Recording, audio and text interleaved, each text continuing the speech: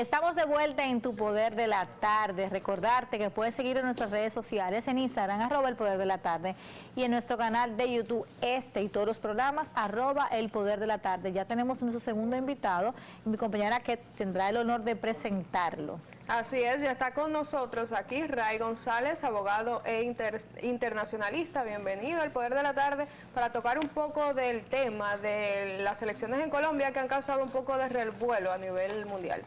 Muchas gracias a ustedes dos por la invitación al programa, como no, a sus órdenes. Cuéntanos de estas elecciones de Colombia que han traído una pequeña suspicacia, ya que ganó un partido de la izquierda.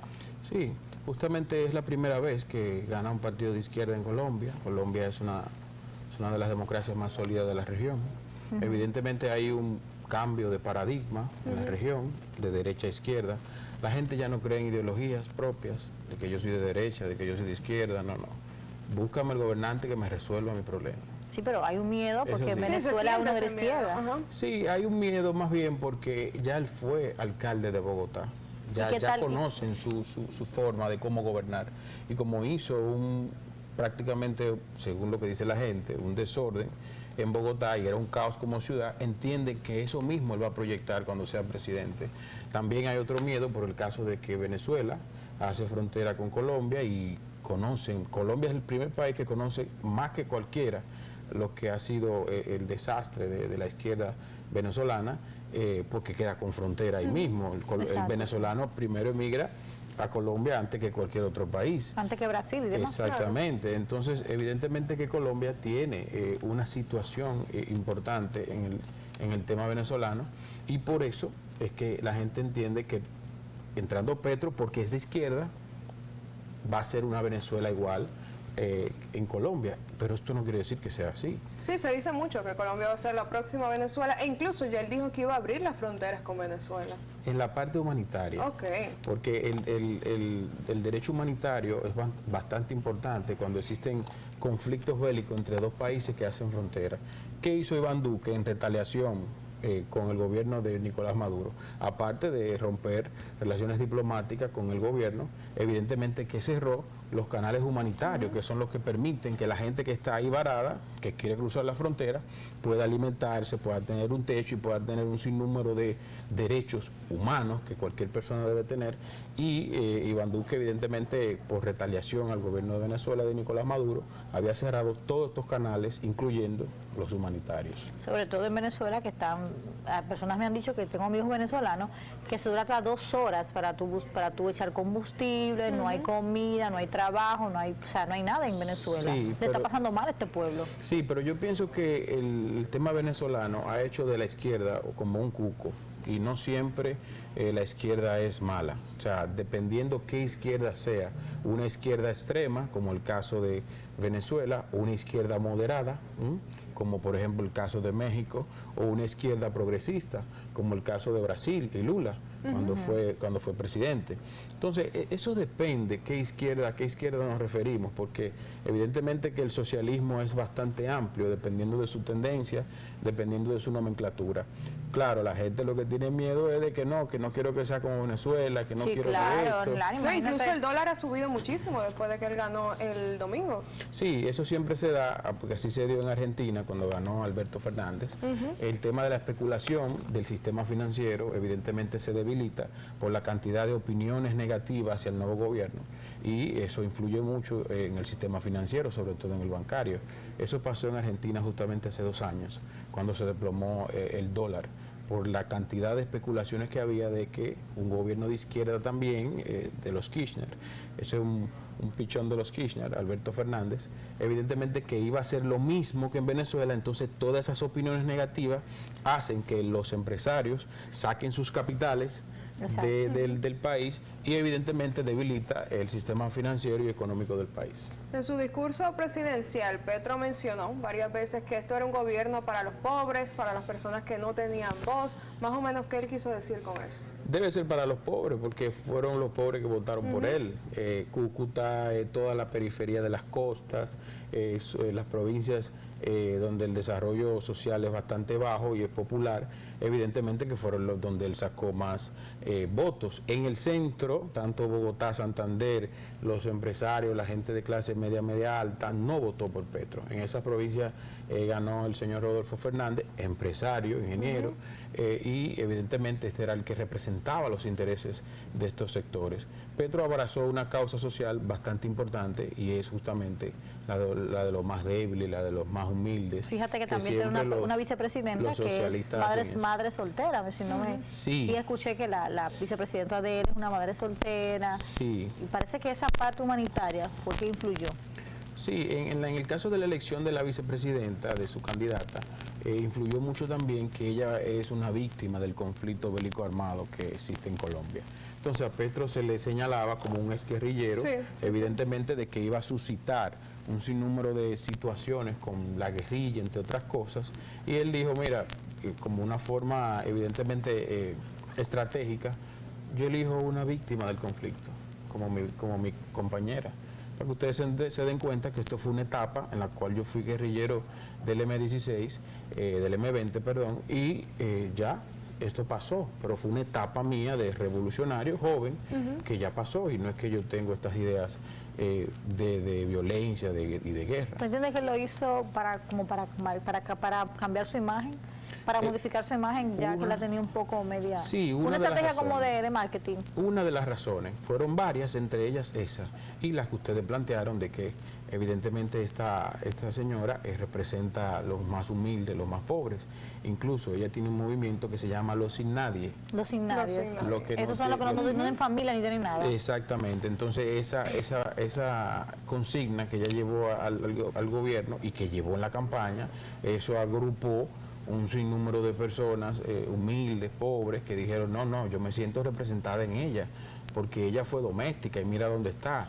Y mira como ella, madre soltera, ella pudo costear su carrera, es abogada. Hay muchas madres solteras que sí salen del anonimato, que sí se preparan, que sí luchan por sus hijos, y realmente necesariamente no tienen que quedarse atrás el hecho de que no pueda aspirar a un cargo político porque sea madre soltera o porque venga de una clase baja. Así es, y la gente se identifica más con las causas. Señores, ya las ideologías, ya eso ya se fue. No, la gente quiere ver resultados. La gente se identifica con las causas. ¿En qué me representa esta señora ahí? ¿En qué me representa a mí este señor ahí?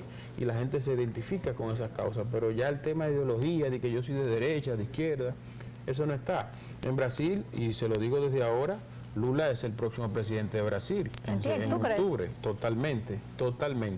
Lo pueden anotar, lo pueden escribir por ahí. ¿Por qué estás tan convencido? Lula da Silva es el próximo presidente de Brasil. Todos los pronósticos son favorables hacia él y evidentemente las encuestas cada día lo van repuntando más. Y tú me dirías, Ray, pero Dios mío, ya Lula gobernó, ya Lula tuvo actos de corrupción, Lula de la izquierda también, pero ¿y cómo va a ser? ¿Cómo va a subir la izquierda de nuevo?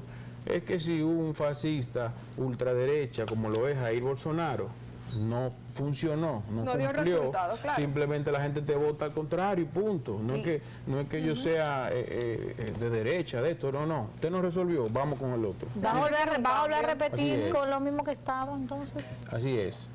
Pero, por ejemplo, perdón que te interrumpa, uno también de los puntos de Petro era que él decía estaba a favor de ese tratado de paz con los ex guerrilleros, pero mucha gente en Colombia no estaba de acuerdo con eso. ¿Tú crees que eso fue uno de los puntos que quizá mucha gente no lo quería como presidente?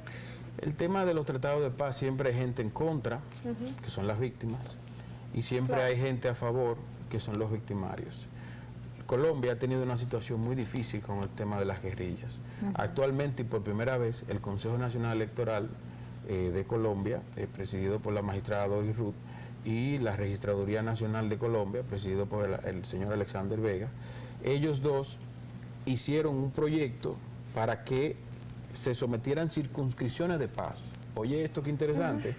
Por primera vez en Colombia existen circunscripciones de paz.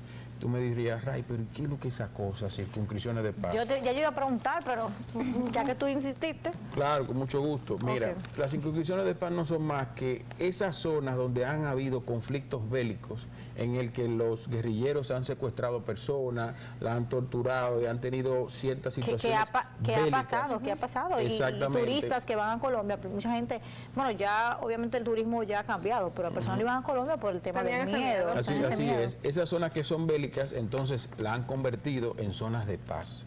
Entonces, las víctimas de esas zonas pueden postularse a cargos electivos de esas zonas. Senadores, ya. representantes de esas zonas, de esas circunscripciones. Pero tú como abogado, ¿estás de acuerdo con eso? Totalmente. Con esa segunda oportunidad. Totalmente, porque es que Colombia tiene que apostar siempre a la paz y cualquier estado, cualquier país. La violencia y la guerra no deja absolutamente nada, lo que deja es pobreza, hambruna, muertes, violencia. Bueno, ustedes ven a Ucrania y Rusia, que es lo que ha dejado, no ha dejado absolutamente nada. No, claro. Al contrario, el mundo está cada vez más peor.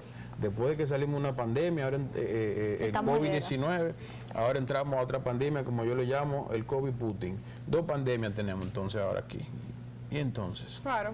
Es un poco, eso no un poco, deja un nada. poco cuesta arriba. Claro, la violencia nunca va a dejar nada favorable. ¿Tú estás de acuerdo que los ex convictos pues puedan reelegirse y puedan Claro, cuando cumplen puedan su tener un cargo en el pena, gobierno? cuando cumplen su pena, cuando ya terminan y hay un proceso de reformación y ya cumplen con la sociedad de las penas que fueron impuestas de manera por la justicia, porque una cosa es la pena legal y otra cosa es la pena moral. Sí. Evidentemente que la pena moral no te lo quita nadie. Por eso te pregunté que si estabas de acuerdo, porque muchas personas pues ya se limpian de la pena legal, pero entonces queda la pena moral. Sí, que es más difícil a veces Claro, y el pueblo no subsanarla. acepta Sí, porque siempre saca esas secuelas de que tú fuiste, de que tú hiciste y todo lo demás. Siempre el ser humano tiene la oportunidad de reformarse y de cambiar. El ser humano no nace malo. El ser humano, Dios no crea disparate ni crea gente mala. El ser humano va adquiriendo bondades o maldades a nivel de que va avanzando en su formación. Evidentemente que el ser humano puede reformarse y puede cambiar, y yo apuesto a eso. Si una persona cometió un error, una falta, ya cumplió su pena legal y luego quiere resarcir su error y entonces cumplir una pena moral, también tiene la oportunidad. Las FARC, en el Tratado de Paz en Colombia, hace justamente 8 años, se convirtieron en un partido político. Por primera vez en la historia de Colombia hay un partido político que es liderado por las FARC, y ya hay algunos representantes en diferentes comunas y departamentos que son personas que eran ex guerrilleras y que ahora han apostado al cambio, han apostado a la paz a través de ese partido. Entonces, muchas veces el ser humano entiende que a través de la violencia, a través de la guerrilla, puede obtener objetivos políticos, objetivos supuestamente sanos para su población, pero luego que pasa por un proceso de reformación entiende que no, y dice, no, espérate, es mejor el instrumento de un partido político, yo haciendo como político y así aporto a mi comunidad. Porque si ustedes se sientan como con un guerrillero, como lo he hecho yo en esas observaciones ¿Tú lo has electorales. hecho? Sí, sí, claro. ¿No te da miedo sentarte en un Para guerrillero nada, en un país para que no es nada. tu país? Para nada. Pero, porque ay, pero si te pasa algo por allá. es que hay protocolos para eso, hay un programa Tú de vas con tu observación, seguridad y todas tus cosas. Todo eso, el Consejo Nacional Electoral y la registraduría, a los países que he observado todos son así, que ya son 13 con este. Y siempre hay un protocolo de protección y un protocolo de visitas. Nosotros nos entrevistamos con los candidatos, le hacemos preguntas, lo increpamos. Evidentemente que hay un proceso en esto. Entonces, tú te das cuenta cuando te habla un exguerrillero, no, yo entendía que a través de las armas yo podía lograr derechos para mi población, para mi pueblo, para mi comunidad. Entonces yo me di cuenta que no, que a través de las armas no, sino que a través del ascenso político. Y ya, y el tipo te lo dice, que sí, que ya está reformado. Muchas personas entienden que ser político tiende a ser guerrillero, a que ciertas facilidades en cuanto a lo mal habido. ¿Tú entiendes que no? ¿Que la política ha cambiado aquí en el país y fuera del país, internacionalmente? La política como ciencia es la ciencia más hermosa que yo he visto en toda mi vida. La política, al igual que otras ciencias también, fueron concebidas para el bien común y para hacer las cosas buenas y correctas. quienes corrompen esta ciencia o estas prácticas son los seres humanos, nosotros. Mucha gente me dice, no, porque tú que eres de la Iglesia Católica, ¿cómo tú permites que un cura, mira, chileno, que pederasta, que esto? Y yo, hermano, donde haya seres humanos, siempre las cosas van a ser falibles. Claro. Así no te puedo hablar de la Iglesia Católica, te puedo hablar también en las escuelas, que los docentes cometen violaciones ante los niños. Te puedo hablar también en la política, que el corrupto... Pasa de todo. Pasa de todo. Te puedo hablar de los payasos. Hay pedófilos que se visten de payasos para poder acercarse a los niños y poder obtener su frustración. Entonces, es donde haya seres humanos, siempre seremos falibles. Siempre habrán debilidades, porque nosotros somos débiles, somos falibles. Claro, entonces tú no puedes juzgar una institución, tú no puedes juzgar una ciencia, tú no puedes juzgar una profesión porque hayan seres humanos que se comporten con debilidades.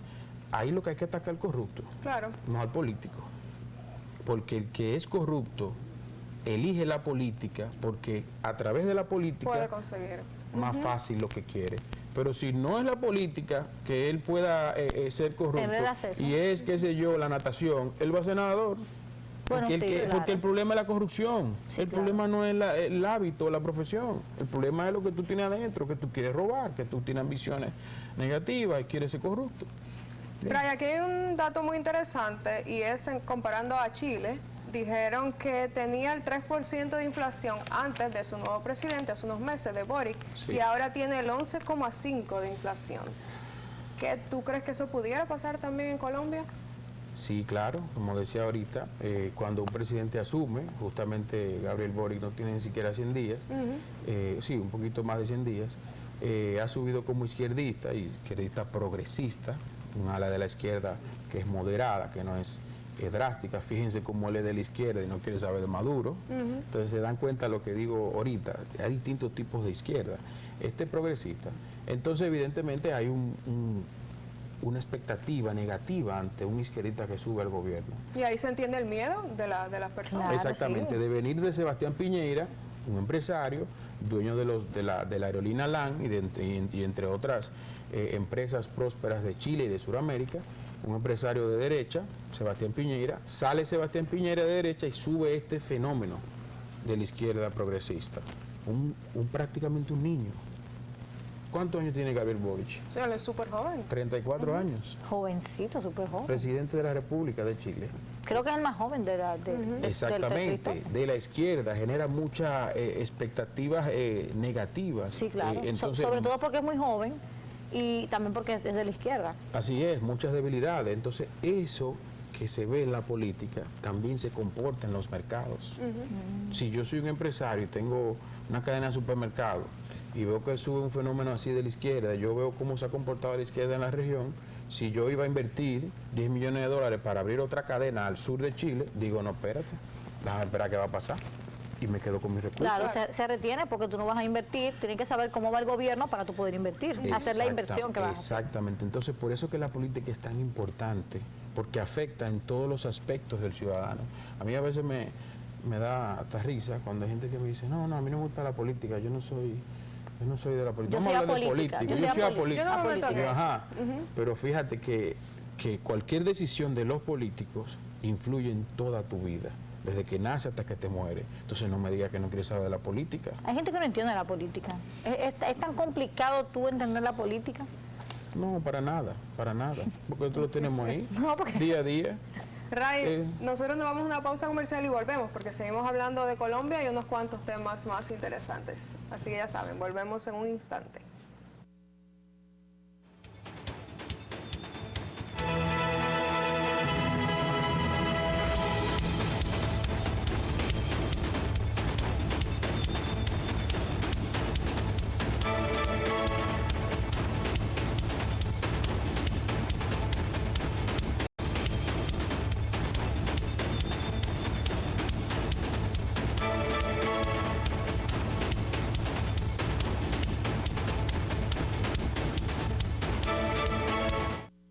Seguimos aquí en el Poder de la Tarde. Usted que está en su casa pues puede llamar. Vamos a poner los teléfonos para que el público pues nos llame si tiene alguna pregunta para Ray González, quien estamos hablando de las elecciones de Colombia. Así es, Ray. Uno de los temas que también a muchas de las personas le inquietaba eran los lazos de Colombia con Estados Unidos y temían de que este nuevo presidente Petro pues pudiera debilitarlos. Sí, evidentemente Iván Duque hizo unos lazos bastante importantes con los Estados Unidos, sobre todo en la lucha contra el narcotráfico, entre otras cosas. Hasta hace poco incluso capturaron 2 grandes capos del narcotráfico y fueron de una vez extraditados. Ahora Petro con sus acciones afianzará esas relaciones o desmontará esas relaciones. Eso depende de él y de cómo haya proyectado su programa de gobierno. Yo pienso, y yo que estuve ahí justamente en su discurso ganador, que él no va a hacer eso, porque él dijo muy claro, de manera muy tácita y enérgica, que él va a gobernar con el desarrollo del capitalismo. ¿Y quién representa el capitalismo en la región? Los Estados Unidos. Sí, claro. O sea, que yo pienso que él no cortará los lazos con los Estados Unidos. Ya el presidente Joe Biden lo felicitó en el día de hoy, en la mañana de hoy. Ayer o antes de ayer lo felicitó el secretario de Estado, el señor Blinken. O sea, que los Estados Unidos, la relación sigue como la dejó Iván Duque. Ahora depende de él, con sus acciones, con sus pronunciamientos. ¿Cómo la mantiene? Cómo la mantenga. Porque hay ese miedo también con los comerciantes. Sí, claro, sí, porque evidentemente que entre Colombia y los Estados Unidos existe un tratado de libre comercio y eso ayuda mucho a los empresarios colombianos a aprovechar todo lo que es la industria textil, sobre todo el mercado estadounidense en ropas y eso, industria textil, de calzado. Colombia es un productor, muy productor de ese tipo de productos y su primer mercado evidentemente lo son los Estados Unidos. Entonces, sí se deteriora esa relación, empiezan a recrudecerse esas relaciones, empiezan los aranceles a subir, los impuestos coercitivos que existen en la política, empiezan entonces a complicarse y esto le complica la vida a esos empresarios. Sobre todo a los ciudadanos. Claro, claro. Estuviste como observador en las elecciones, estuviste en la primera vuelta y en la segunda también. Estuve en las elecciones legislativas que se dieron en marzo. En la primera vuelta no pude ir por algunos compromisos y ahora estuve en la segunda vuelta. ¿Cómo tú llegaste ahí? Bueno, eso viene ya de unos más de 10 años de observación. Mi primera observación la hice justamente en Haití. Después la ¿No segunda... te dio miedo ir a Haití a observar? O sea, que en Haití siempre hay un tema, siempre hay un tema de violencia, de porque cosas. es como te digo, los observadores internacionales nos hacen un programa de observación. Okay. Ese programa es bastante riguroso. Tenemos protección, tenemos un sinnúmero de amenidades, hay un hotel que solamente es para observadores, la OEA tiene su hotel aparte y así. Entonces, los observadores tenemos esa protección del órgano electoral y esa responsabilidad de ellos de que nada nos ocurra, eso no es problema. Luego mi segunda observación fue en Ecuador. Esta fue de verdad que me encantó mucho. ¿Por qué? Porque Ecuador tiene una diversidad regional. Yo estuve en Napo, la región de Napo, que es el oriente, y pude constatar cómo los indígenas votaban. Salían de su bohío y cogían la canoa y iban a los colegios electorales. Wow. Sí, algo muy chulo.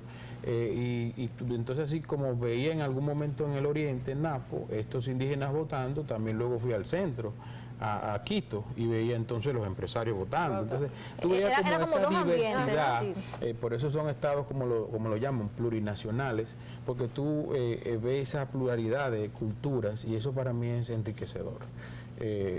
Recuerden que aparte de una observación que uno hace electoral, política, también está la parte cultural, o sea, la historia, que a uno le apasiona mucho.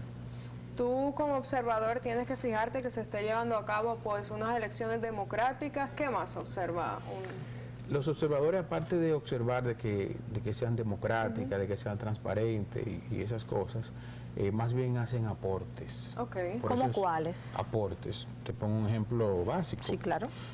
En mi primera observación en Colombia, que fue cuando ganó Juan Manuel Santos, justamente creo que ya hace unos 8 años, 8 años aproximadamente, sí, porque Duque no se religió, Duque duró 4, o sea, hace 8 años fue mi primera observación en Colombia. Okay. Yo me di cuenta que en los colegios electorales de Colombia, para los ciudadanos que tenían alguna discapacidad, era una situación acceder al colegio.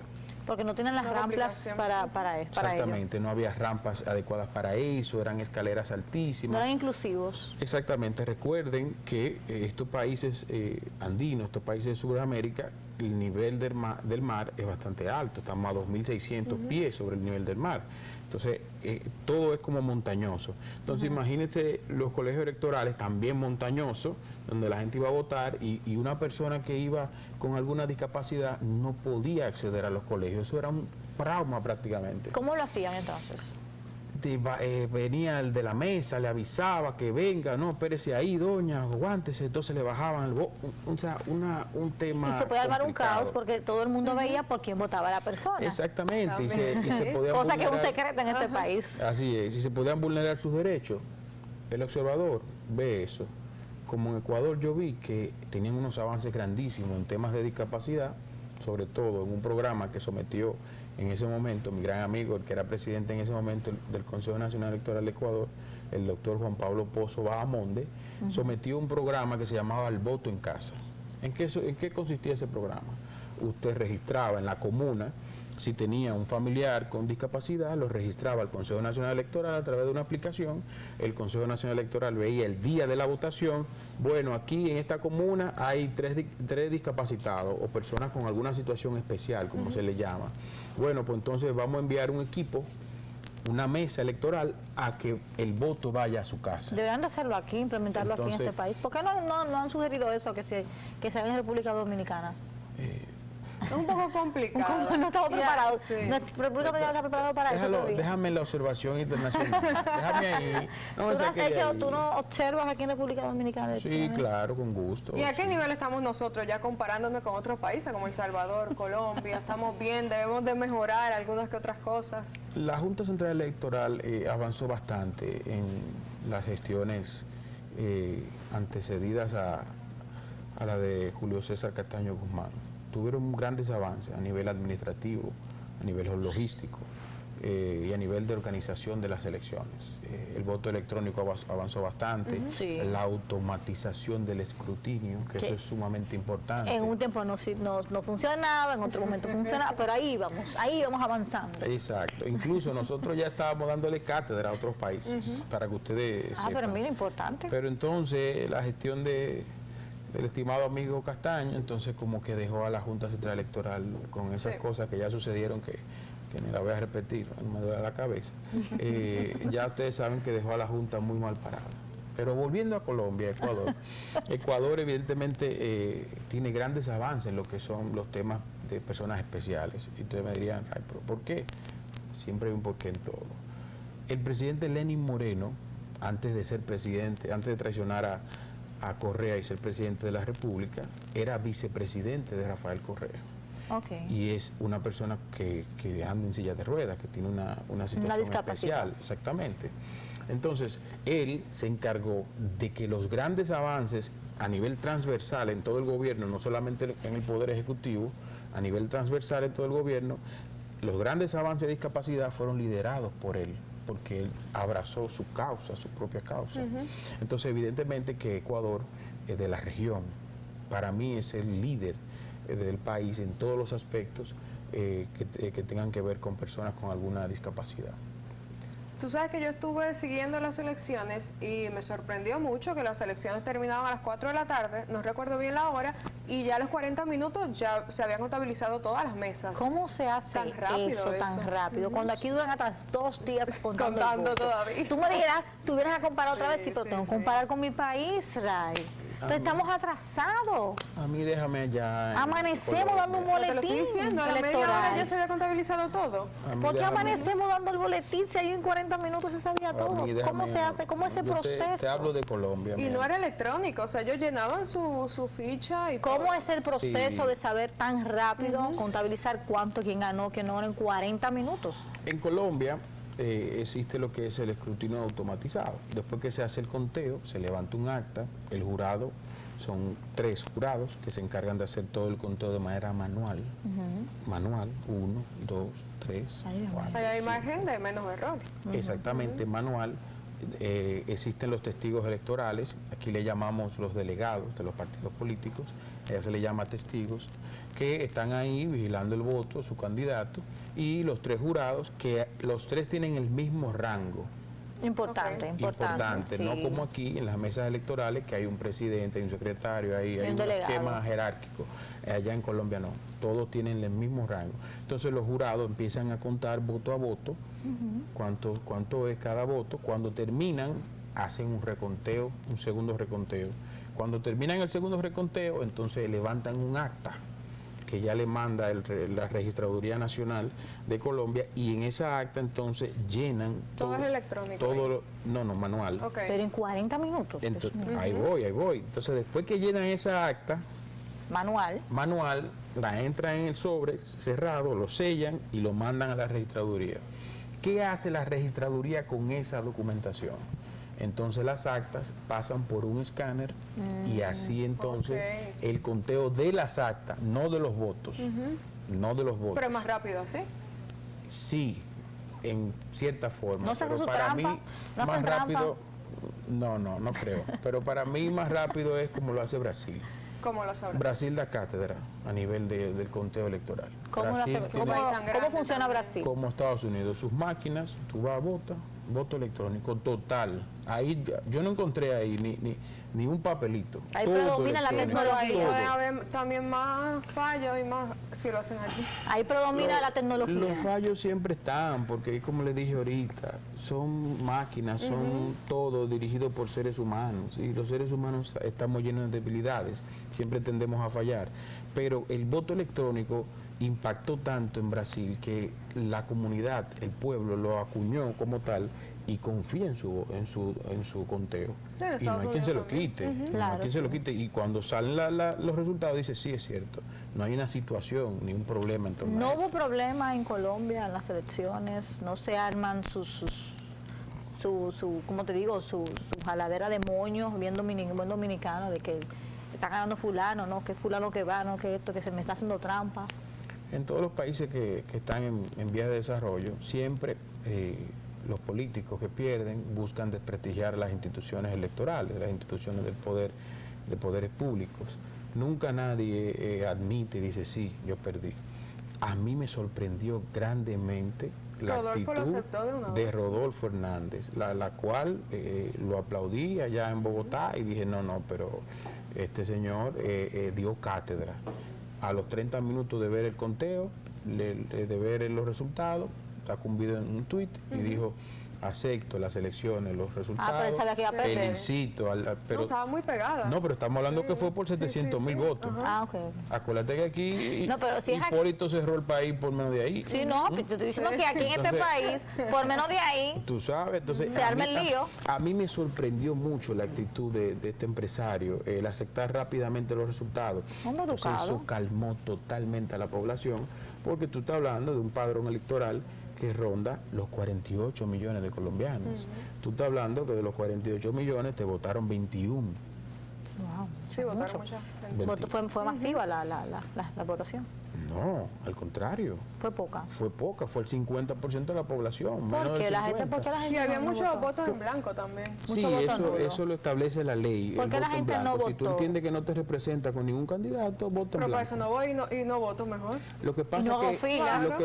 lo que pasa es que es una expresión, es una forma de tú decir, no me siento identificado con ninguna de las dos propuestas políticas. Bueno, sí, también, pero ¿verdad? estás ejerciendo tu derecho. Sí, claro. A mí me es un disgusta el ciudadano que no se siente representado con ninguno y no vota, como pasó con los más de 20 millones de colombianos que no votaron. ¿Tú aconsejas que si a mí no me gusta, por ejemplo, algún candidato partidario, no ir a votar aunque lo deje nulo? Exprésalo. Ok. Si no te gusta, exprésalo con un voto en blanco. ¿Y me van a escuchar? Pero claro, porque eso se contabiliza. Sí, El voto sí, blanco salía. tuvo un 4%. Y en un padrón electoral de 48 millones de colombianos, un 4%, estamos hablando que son 700.000 personas que dijeron que no se sienten identificadas con esas dos propuestas políticas. Y ya se expresaron, ejercieron su derecho Tienes razón. y se le escucha. Entonces, Colombia se ha caracterizado en los últimos 12, 15 años, porque ha sido uno de los países de la región con la abstención más grande. En esta elección fue la menos abstención electoral, la menos, pero no deja de ser alarmante. Estamos hablando que en la mitad del país fue que eligió al gobernante. O sea, la otra mitad no fue a nada, no votó, no ejerció su derecho. Entonces eso no debe ser. Ecuador tenía ese problema en los años del 2000 en adelante, justamente cuando estaba a la derecha. ¿Y qué instituyó Ecuador? El Consejo Nacional Electoral a través de una resolución. El voto obligatorio. Si tú no votas, tiene una multa de 4 salarios mínimos. Wow. Presión. El voto obligatorio. ¿Y funciona eso? Pero No, claro que pero eso funciona. No debería ser así, Claro, porque es un derecho que el ciudadano tiene de votar y de derecho y un elegir. deber. Es un derecho y un deber, Sí, entonces claro. muchas veces el ciudadano, tú ves que el primero que al otro día se queja de la inflación, de los impuestos, de un sinnúmero de cosas, el primero que no tiene ningún tipo de participación política, ni siquiera con su deber y derecho de ir a votar. Entonces, eso tiene un fundamento, el tema del voto obligatorio, y ha funcionado en algunos países que se ha implementado. En algunos. En Ecuador se implementó y ha sido fantástico. Ya la gente va y vota sin que... Ecuador tiene una abstención muy mínima de votos. Que si hay muchos votos nulos, perfecto, usted se está expresando igual. Si no se le presenta con Lazo, ni con Correa, ni con esto, entonces usted es nulo. Hay una casilla para eso. Voto en blanco. Listo. Bien. Sí. Pero el que nunca tiene participación política, el ciudadano que supuestamente tiene derechos y se queda ahí en su casa y lo que se queda criticando y ahí acongojado, entonces no es un ciudadano real, simplemente una persona ahí.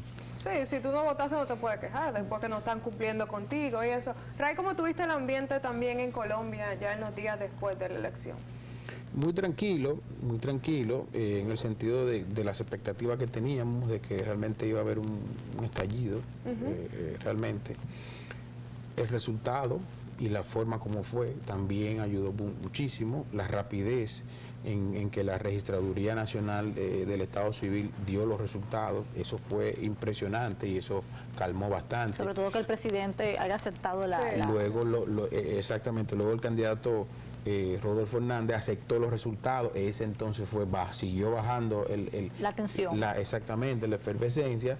Entonces también luego Iván Duque reconoce y felicita a Petro. O sea, se dieron muchos eventos en apenas 4 horas, que entonces la gente dijo, no, espérate, esto es así. Si hubiese sido al revés y gana la derecha con Rodolfo Hernández y pierde Petro, no creo que hubiese sido eso. Porque recuerden que la izquierda siempre es más revolucionaria, es más combativa. Si pierde Petro, hubiese perdido Petro. Se estuviera quemando goma. Sí, ¿tú crees? Pero es que los izquierdistas son lo que lo identifican. Sí. Que a través de la revolución, a través de la... Allá se quema goma como aquí. Sí, en claro, Colombia. claro. Sí. Yo tengo que preguntar porque yo no... Sí, claro. Ahorita decía que quería ir a Colombia, pero... Y ahora no sabe. Sí, Sí, quiero ir a claro. Colombia. Porque tú Entonces- sabes que Colombia se ha convertido en un país turístico presidido por los dominicanos. Entonces me gustaría conocerlo, pero tampoco he ido a observar como has ido tú. Sí, Colombia es un destino turístico para nosotros los dominicanos. Primero porque no se necesita una visa y segundo porque con un poder adquisitivo bastante bajo tú te pasas una semana ahí, o sea, es sumamente económico. Tú estás en Colombia y, qué sé yo, pides una cena y te dicen 120.000 pesos, tú crees como que... Como tú estás aquí en República Como Dominicana. Exactamente. 120.000, no, Entonces no puedo. cuando todo tú eso. divides 120.000 entre 4.000, que así que está el dólar, te das cuenta que son $15, una cosa así. Súper Sí, barato. sí, Entonces es sumamente económico y eso hace que los destinos tengan mayores preferencias. Ray, muchísimas gracias por tu tiempo. Claro que sí, con mucho gusto. Bienvenido. Yo tenía otra pregunta para Ray, pero no, ya que pero tú lo dale, que despediste. me están diciendo que tenemos que ir a pausa. Vamos, antes de irnos a pausa, denme un segundo. Ray, ¿cómo llegas tú a ser observador electoral tan joven? La primera observación, hacer un buen informe, un buen análisis y lo que tú escribes va hablando de ti. ¿Tú tienes como un blog y publicas eso o dónde tú lo mandas? No, en la primera observación tú haces O sea, un tú informe. Ok, estudiaste, de tú todo lo que- estudiaste. Sí, claro. Ah. Yo estudié ciencias políticas para el desarrollo democrático, hice una maestría en España de estudios políticos electorales. Importante que la gente lo sepa. Claro, hay una academia ahí. Entonces, cuando tú escribes y haces esos análisis y entregas al Consejo Nacional Electoral o al órgano electoral, lee tus informes y tú entonces empiezas a destacarte como experto, como conocedor del área. Si tú haces informes que tal vez no sean muy buenos, entonces evidentemente no te vas destacando. Pero si un presidente lo ve del órgano electoral, pero mire, entonces ahora dijo esto y es cierto, y ve los informes, te va conociendo, te va refiriendo. Mira, Ray, yo quiero que tú conozcas al magistrado Bernardo Franco, por ejemplo, y quiero que tú conozcas a fulano. Entonces ahí empieza las relaciones a expandirse y en menos de, 12 años ya tengo unos 13 países que he visitado. Wow, excelente. Un joven preparado de República Dominicana. Así es. Ray, decirte que este espacio es tuyo. Este Mejía, pero yo siempre se lo entrego a todo el que viene aquí. ¿De verdad? Claro, este espacio es tuyo. Para nosotros fue un honor tenerte aquí a hablar sobre todo gracias. de las elecciones de Colombia, que teníamos nuestras inquietudes por el tema de que era un izquierdista y que hay mucho saber, miedo. y hay mucho miedo. ¿Y cómo se manejaban las formas allá en Colombia? Claro, anótenlo de Brasil. Ah, sí. Sí. Lo de Te Brasil. vamos a traer. Te vamos a traer. Vas a destacar que una de las elecciones aquí está Ray González. Pero con gusto. Mira que bien, sí, Sí, ¿verdad? excelente, claro, Con gusto, por supuesto. Con gusto, claro. Un placer, Ray, tenerte por acá. Y nosotros nos vamos a una pausa comercial y venimos con más porque ya tenemos a nuestras terceras invitadas del día de hoy.